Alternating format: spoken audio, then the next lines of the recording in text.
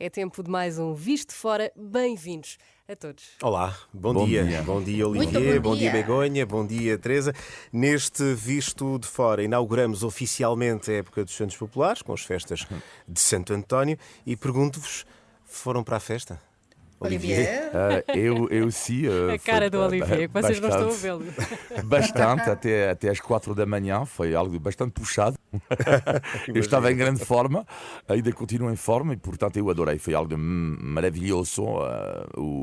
Namoraria na graça e depois, próxima festa para mim será no dia 23, da noite de 23 para 24 de junho. Porto, Braga... Não, Almada. Almada também. Desculpa, sério. Adorava ir no Porto, mas depois eu trabalho portanto será em Almada. Sim, Begonha, à distância, presumo.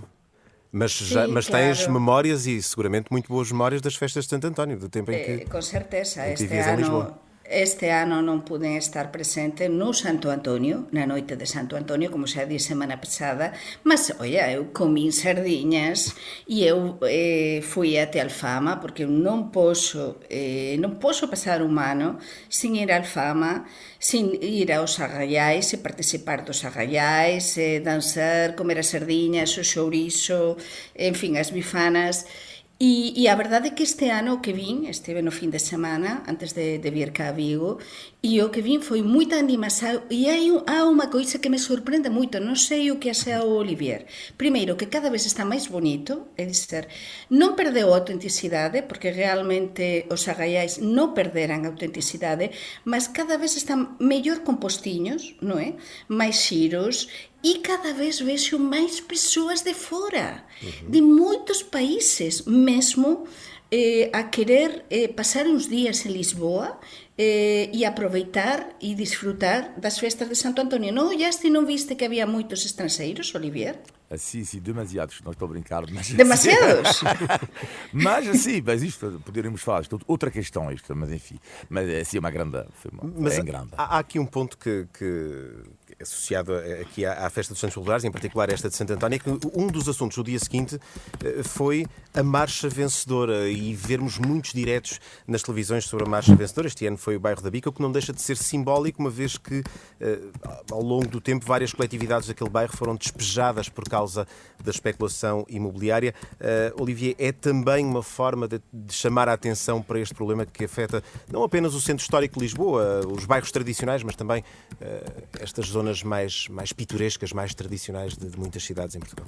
Sim, André, eu entendi a tua pergunta, apesar de ouvir muito o teclado da Begonha, mas tudo bem, Begonha, o teclado da Begonha, o teclado não, que nem quase não ouvi o André, mas dizendo, sim, eu acho que é importante estas questões dos bairros tradicionais, porque eu acho que no futuro vamos ter bairros que vão ser diferentes, porque há cada vez mais estrangeiros também a viver nestes bairros, e é importante recriar uma certa... lá está, tem que ser manter a tradição e também incorporando as pessoas estrangeiras que também vivem cada vez mais neste bairro. E, portanto, é super importante manter absolutamente esta tradição dos bairros históricos de Lisboa e não só. Sim. Sem descaracterizar a identidade, Begonha.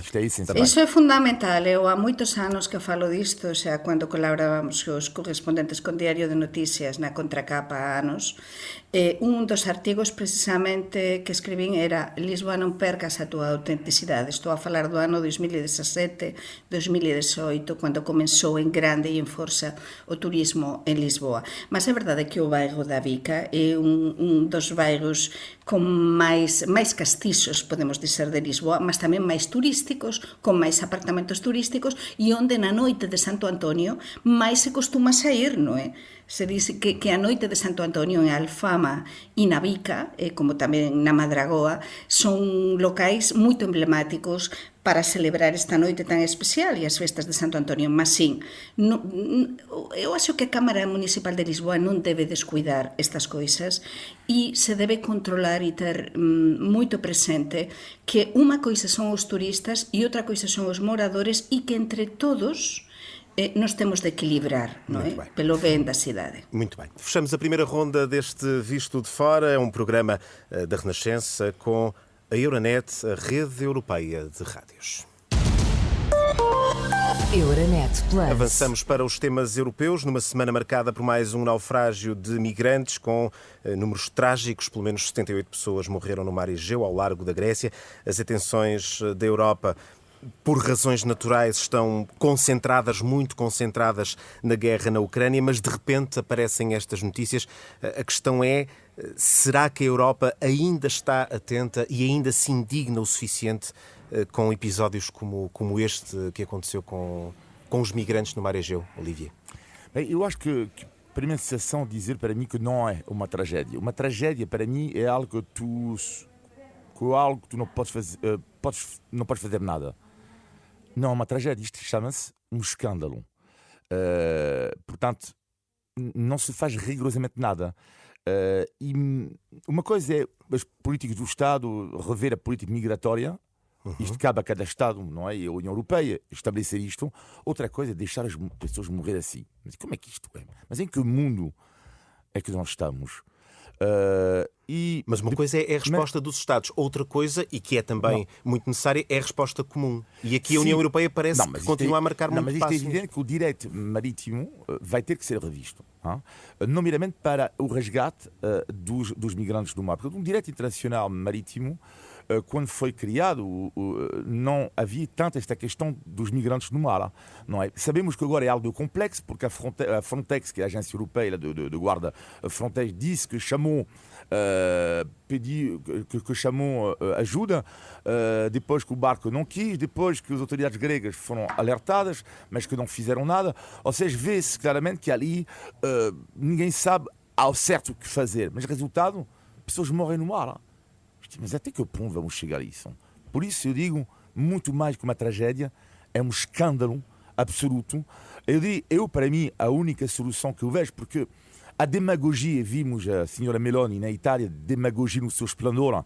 Quando ela foi eleita na base que não vai comigo, não vai haver migrantes e tudo isso, etc, etc. Sabemos que, apesar do que aconteceu, este escândalo, os migrantes que vão continuar a cair na Europa. Isto é um facto, é evidente. E é muito difícil travar este fenómeno, porque isto é um bocado como a água, não é? Ela passa, encontra uma brecha, passa por onde encontrar uma. Mas só para terminar, para a senhora Meloni, que é a demagogia no seu esplendor, ela dizia isto e depois percebeu-se que era muito mais complexo do que isso. E agora ela faz algo, no entanto, positivo.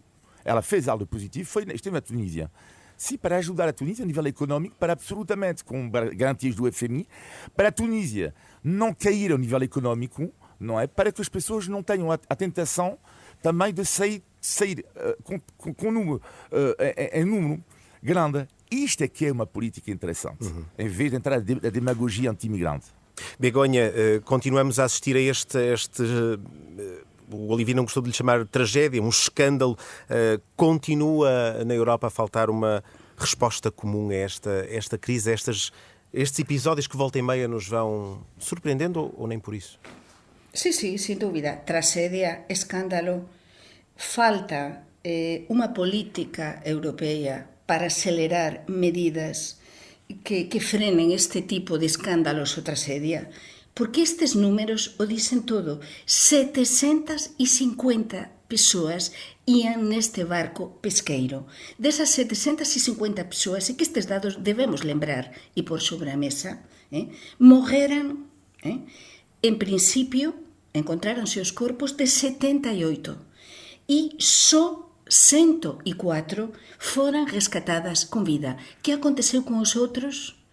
Están aínda no mar, não é? Portanto, mas não é só isso. Um número muito subdimensionado de vítimas. Exatamente. Mas não é só isso. Como explicaba Olivier antes, aquí por un lado temos a nós europeos, não é?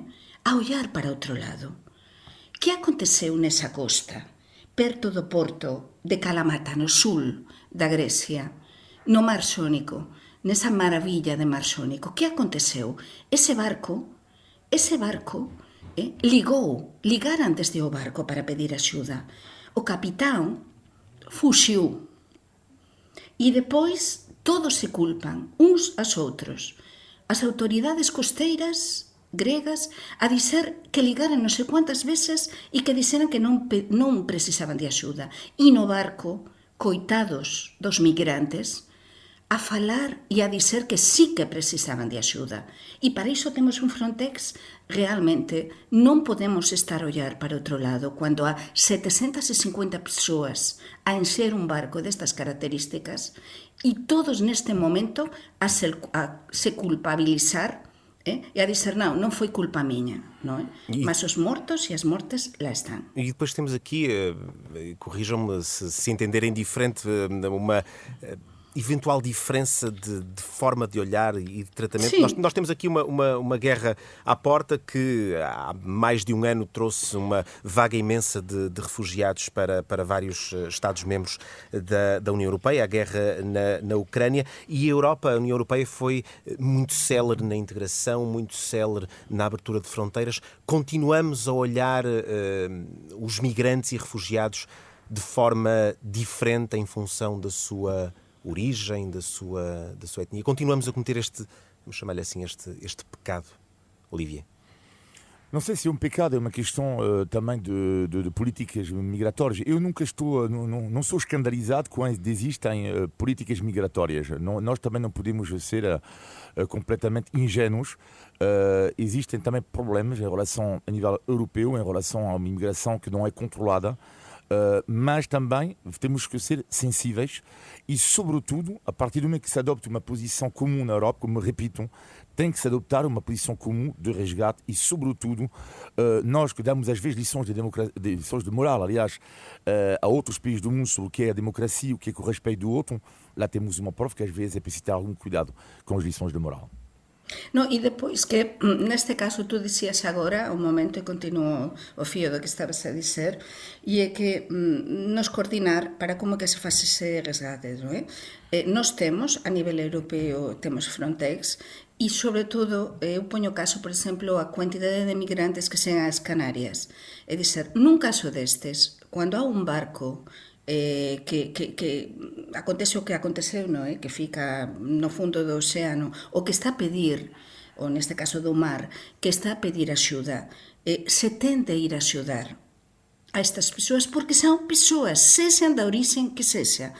Depois, se hace deportar a esas persoas, se hace enviar a seus países, se hace verá como que se faz, mas sobre todo salvar vidas, non deixar que as persoas morran no mar, cando están a saber, e estaban a saber os servizos costeiros, que esas persoas estaban nun barco, que se estaba a afundar, ou que estaba xa quase afundado, e entón a ollar para outro lado, a dizer que non estaban a pedir axuda. Non, é salvar, resgatar, e depois é verdade, depois é moito engorroso dizer, e que facemos con estas persoas? Mas somos todos humanos, somos todos persoas. Nos temos de axudar, é fundamental. Avançamos, Begonha e Olivier, avançamos para um outro tema que marca a atualidade europeia, a morte de Silvio Berlusconi, o ex-primeiro-ministro de Itália, morreu aos 86 anos. Se é verdade que a direita em Itália e a direita europeia perdem uma figura controversa, polémica, também é verdade que perde uma figura carismática que,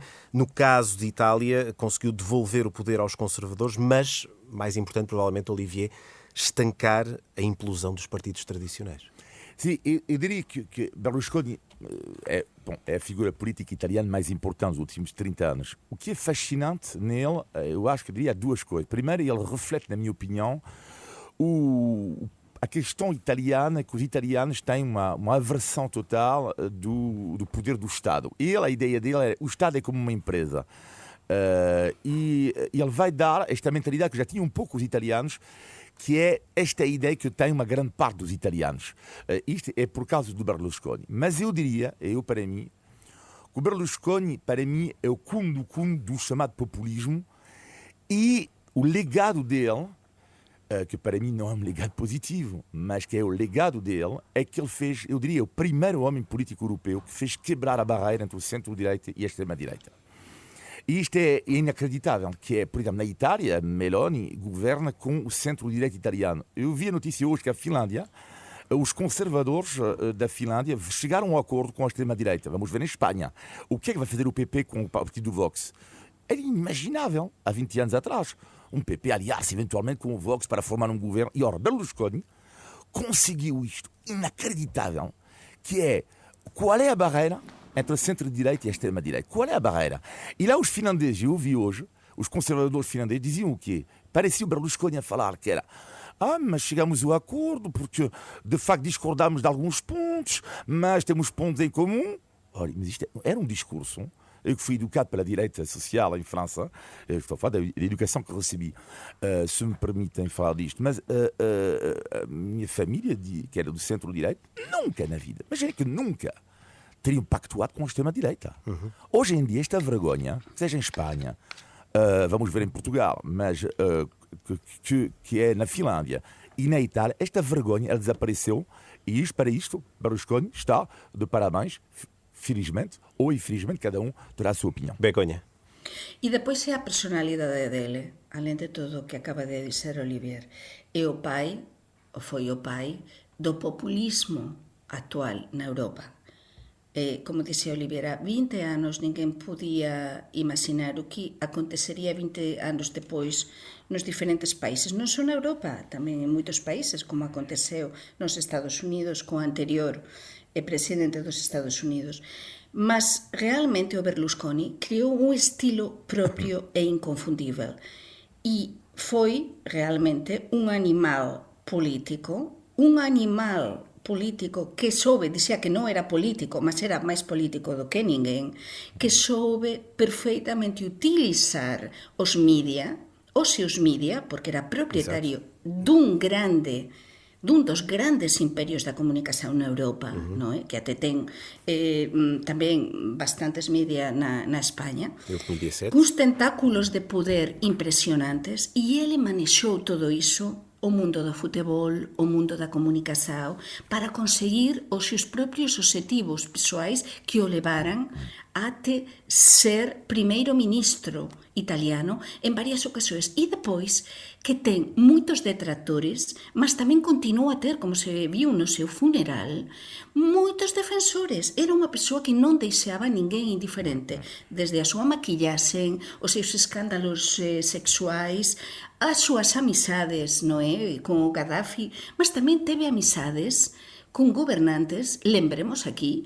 desde o Durão Barroso, desde o Aznar na Espanha, desde o Tony Blair, que criaram esse eixo italo-hispano-britânico dos Açores, em 2004, e dizer, o Berlusconi foi o pai, o pioneiro de uma maneira populista de chegar às pessoas e de dizer às pessoas o que as pessoas do povo queriam ouvir. Não é? Muito bem. Avançamos agora para uma outra página da atualidade europeia, a guerra na Ucrânia, tema sempre incontornável, um conflito que se trava muito para além do campo de batalha. Esta semana, Olivier, ficamos a saber, a França acusou a Rússia de orquestrar uma campanha de desinformação online. Que campanha é esta?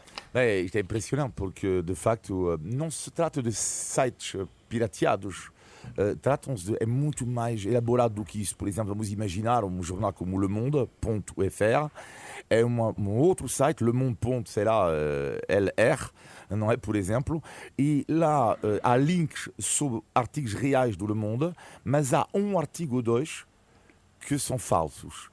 E é impressionante. É chamada guerra híbrida da Rússia a nível da informação, que ela é espetacular e mostra algo que a mim às vezes faz confusão quando as pessoas dizem que existe propaganda, às vezes no discurso ocidental, mas às vezes eu convido as pessoas para não só ver este tipo de notícia, como também ver a televisão russa nacional, para perceber o que é realmente a verdadeira propaganda pura e dura, e é assustador, claro que é assustador porque mostra que o povo, como é que um povo pode ser devidamente informado, como é que isto é possível, não é?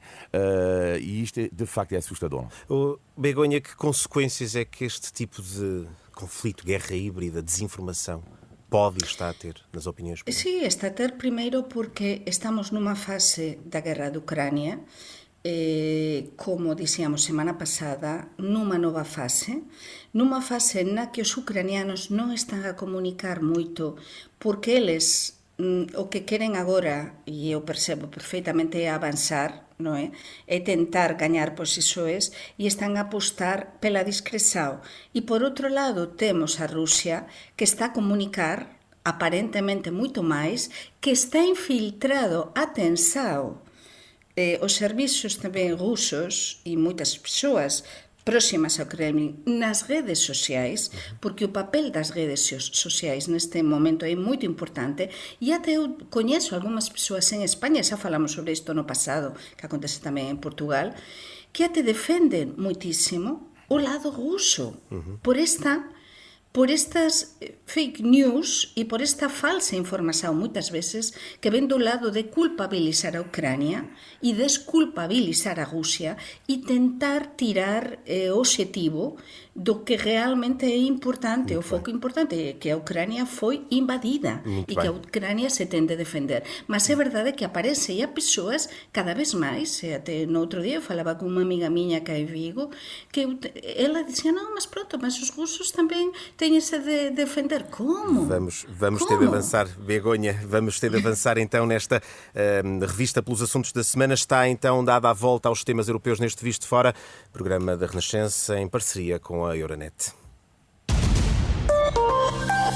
Euronet Plus. Milano. Zagreb. Bruxelas. Sofia. Riga. Euronet Plus, a rede europeia de rádios para compreender melhor a Europa. Temas nacionais. Esta semana a Fundação José Neves divulgou um relatório que indica que o ganho salarial dos jovens com curso superior atingiu mínimos históricos, mínimos pós-Troika. Olivier, porquê é que isto acontece? Bem, é complicado, mas eu diria que é uma derrota, para mim, neste caso, uma derrota claramente deste governo, que não é o único culpado, é evidente, isto não é um problema que é de agora, mas quando se vê que em 10 anos atrás o ordenado é de 1.570 euros e agora de 1.350, mais ou menos, para um jovem que tira um curso superior, é uma derrota. Porquê que é uma derrota? Porque é sempre terrível ver uma emigração em massa dos jovens e depois é terrível porque era um dos objetivos de António Costa. Objetivo falhado, neste caso. Portanto, objetivo completamente falhado. E vou dar uma ideia para as pessoas em casa, visto de fora. Em França, quem tira um curso superior ganha, não estou a referir em Paris, porque este caso com os ordenados que vou dizer agora é complicado, mas são 2.500 euros limpos. E a minha questão é simples. Então vocês veem um jovem, não é, que ganha aqui em Portugal 1.350, por acaso não vi se o número era bruto ou limpo, não sei isto, mas vamos imaginar que seja bruto, dá 1.100 limpos, versus uma cidade francesa, onde cresci na Bretanha, 2.500 euros limpos. E depois a um jovem português, então qual é a tua opção? A opção é simples, não é? Me parece óbvio. A opção, apesar da dor que isto provoca ou da tristeza que pode provocar, é sair. Não? É sair. Foi isso que eu, infelizmente, a minha filha tomou como opção. Saiu, apesar de ser de cultura francófone também, mas ela teria gostado com certeza de ficar aqui em Portugal, o país dela, e ela não saiu porque a ganhar 1.350 euros bruto por mês e vai viver aonde? Como? Fracasso total do governo de António Costa sobre esta questão. Deixa-me perguntar à Begonha como é que se muda isto, Begonha? O que é que se pode fazer? Ui, pergunta difícil. Como é que se muda isto? Porque não é só... Isto é um problema que estamos a viver desde há anos e anos, desde que eu moro en Portugal, non é? Mas isto cada vez é pior. Non é? Este estudo determina o que nós xa sabemos, que cada vez máis persoas emigran, e sobre todo as persoas máis formadas. É que é inviável unha persoa que está, o que custa unha educación superior, non é? As despesas que supón unha educación superior, un mestrado, en fin, unha serie de estudos moito dispendiosos, e depois para gañar, se callar limpos 800 euros por mes, non é? Non ten lógica. E sobre todo con os custos de vida en Lisboa e no Porto, nas grandes cidades portuguesas, que están imposíveis, non é? Para os xovens e para as persoas en xeral. Por tanto, é normal esta emigración, mas eu en contrapartida, o que digo é que o que está acontecendo en Portugal, e para min, iso é unha coisa que nos ten de facer pensar, é que todas as persoas, ou quase todas, moitas persoas muito ben formadas, cada vez máis saen fora. E máis, e máis, e máis. Non foran só os anos da Troika. E agora o que está a acontecer é que cada vez máis migrantes e migrantes chegan a Portugal. Hoxe precisamente ven un artigo no La Voz de Galicia a falar sobre isto, como este equilibrio en Portugal se está a sustentar precisamente as persoas que saen e os que veñen cá. Mas o perfil que ven cá é un perfil, en moitos casos, de persoas pouco formadas e que están a apañar os traballos menos cualificados. Por tanto, Portugal está a perder a súa base a súa base que pode facer que o futuro sexa mellor, non é? Entón, como se soluciona isto? Pois con máis políticas de apoio aos xovens e tentar que os ordenados non se sexan tan baixos e apoiar e investir na educação. É fundamental. Muito bem. Seguimos agora, Teresa, para a outra parte deste Visto de Fora. Outra parte deste Visto de Fora que, André, índice de tugalidade? Correto. É isso que tu me queres dizer? Muito Vamos bem, a isso. é isso. Índice de tugalidade. Índice de tugalidade, depois de falarmos de ordenados e de rendas e essas coisas, vamos aqui aligerar um bocadinho, até porque Santos Populares, ainda estamos a viver os Santos Populares e eu quero perguntar à Begonha e ao Olivier, não te vou perguntar a ti, André, porque eu sei que tu sabes a resposta, se vocês sabem o que é que significa puxar a brasa à nossa sardinha. Não sei se Puxar parece a óbvio ou brasa. não. Puxar a brasa à nossa sardinha. Tirar para nós, tirar para algo que é bom para nós. Tira proveito de uma coisa para Sim, nós. de alguma coisa. Sim, tira proveito. Mas não para... vejo a tua Sim. cara muito certa, Olivier. Tira proveito. Sim, tira... E levar algo para o nosso lado, para Sim, o nosso algo que não parece benefício. Sim. evidente, não é? Vamos dar a volta, de certa forma, para tirar proveito desta situação. É isso mesmo. Puxar a brasa à nossa sardinha é mesmo tirar alguma coisa a nosso proveito e no fundo, beneficiar-nos É isso. a nós. Bom, esta semana foi demasiado fácil. Foi muito fácil. Eu achei Foi que ia ser mais acertamos os difícil. dois. Ou que ia surgir aí alguma história com uma sardinha nos Santos Populares. Não, mas isto era. Não. Isto teria sido uma vergonha. Isto era motivo de expulsão para nós se nós não soubéssemos isto. Sim, também é verdade. Foi o índice de tugalidade.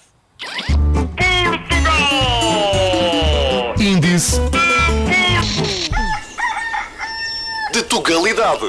E agora chegou a altura de sabermos positivos e negativos desta semana. Começamos com os negativos. Begonha, o que é que destacas?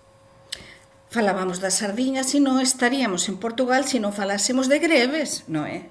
O negativo é greve dos convoios, outra vez, até 5 de xullo. Mas non só iso, o pior da semana é que se suspenderan até novo aviso, en principio é até día 22 de xuño, mas pode ser até o fin da greve dos convoios, até 5 de xullo, os convoios, as ligações internacionais de convoio con España. Entón, se xa tiñamos unhas ligações maravillosas, é dizer, devagar con o convoio Celta, por exemplo, entre Porto e Vigo, están suspendidas. Non temos convoios entre a Galiza e o norte de Portugal e entre tamén Lisboa e Madrid, é dizer, que vayan até Madrid.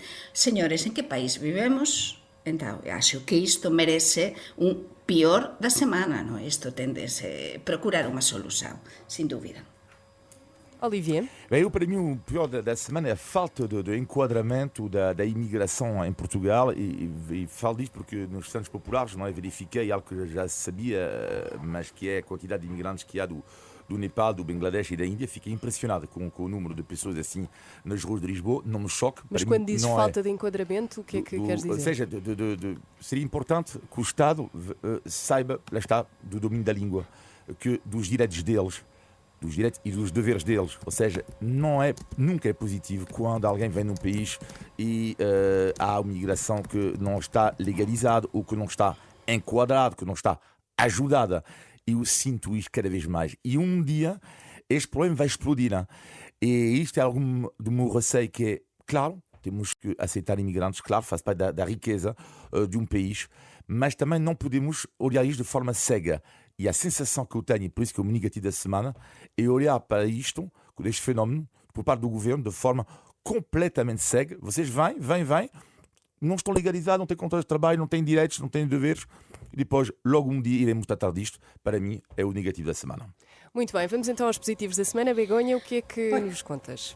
Pois que 11 anos depois temos a España que vai xogar unha final, non é, na Taça das Nações da UEFA e pronto, vence ontem a Croácia e vamos ver que o que acontece, non é? A Itália, venceu a Itália, não?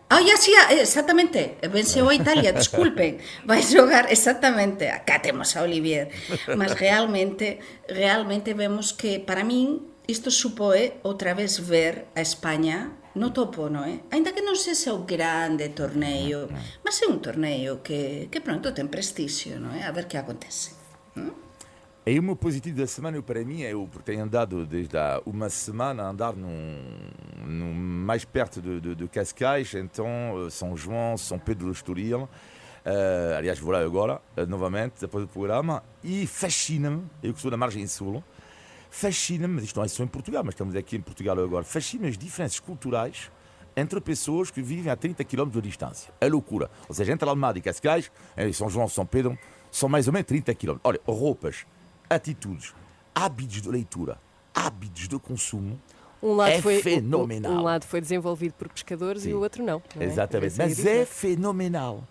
É algo inacreditável. Mesmo estou à mesa, os consumos são diferentes. E, aliás, me diferei com o diretor da FNAC, sabem que uma FNAC da Almada, versus uma FNAC do Chiado, os livros vendidos mais vendidos não são os mesmos, não são. Tem a ver com o perfil sociológico, tem a ver com vários fenómenos. Claro, o top 10 da FNAC do Chiado não é o mesmo top 10 do que a FNAC da Almada. Claro que não. Tem a ver com pessoas, claro, em função do meio social, ou do meio cultural, ou de onde vive, compra um livro, pode comprar um livro diferente em função ao outro. É por isso que as FNACs, onde repararam, por exemplo, e não só são diferentes em função de cada cidade. E lá adorei na mesa, vou lá agora que ver as pessoas à mesa, e digo eu, com a minha mentalidade, um pouco de margem sul, mas olha, é engraçado, eles consomem de forma diferente, leem coisas diferentes. Eu adoro observar isto. E esse é o teu positivo? Eu adoro, fascina-me isto. Foi o teu people watching. Exato. Bem, foi o Visto Fora, André. Não sei se tens mais alguma coisa a acrescentar. Não, é tudo por hoje. Muito bem. André Rodrigues a moderar esta conversa, Olivia Bonamici e Begonha Inigas de volta sexta-feira, a partir das 10 da manhã. Obrigada. Bom fim de semana a todos. Obrigado. Bom fim de semana. Bom fim de semana. Obrigado.